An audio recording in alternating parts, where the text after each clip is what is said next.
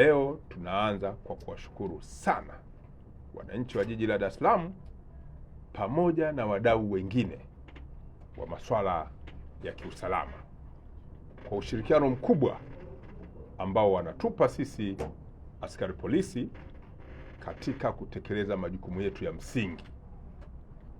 Majukumu yetu ya msingi sisi ni kuzuia vitendo vya kihalifu kwenye maeneo mbalimbali yaliyopo katika jiji la Dar es Salaam. Sasa kwa ujumla hali ikoje? Kwa ujumla hali ni shwari. Shwari kwa maana ni salama. Na kwa ujumla wananchi wote wanaendelea na shughuli zao mbalimbali za maeneo hayo matatu niliyotaja kama kawaida. Kwa hiyo hali ya jiji la Dar es Salaam kwa ujumla ni shwari. Lakini tunapenda kuwaarifu kuwa tarehe 16 mwezi Juni mwaka huu wa 2026 katika kituo cha polisi maarufu kinaitwa Gogoni. Hiki kiko maeneo ya Kimara kule mwisho katika wilaya ya Ubungo jijini Dar es Salaam. Jeshi la polisi kwenye kituo kile lilipokea taarifa kutoka kwa ndugu wa karibu wa mtu aliyefahamika kwa jina la Ramadhani Jafari maarufu kama Muna mwenye miaka 47 kuwa amepotea.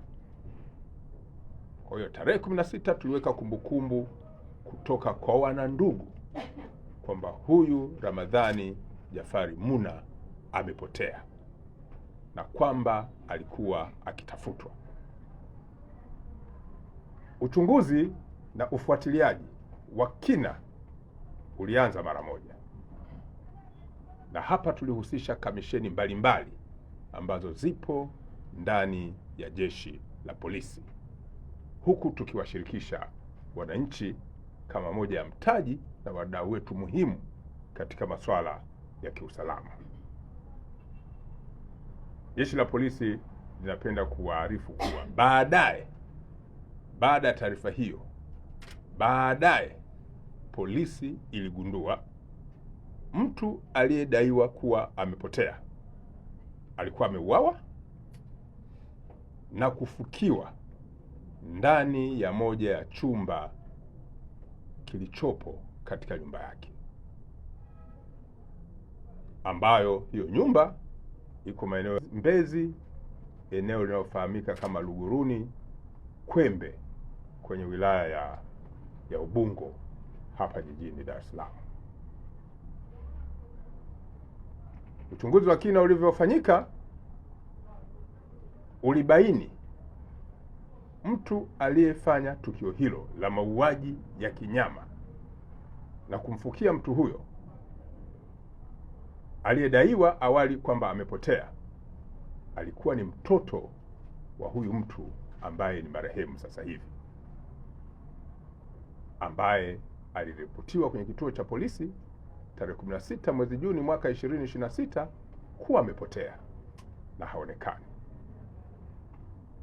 Upelelezi wa kina baadaye ulifanywa na kuwezesha kumkamata mtuhumiwa huyu ambaye alifahamika kwa jina la Juma Ramadhani maarufu kama Juli mwenye umri wa miaka 21,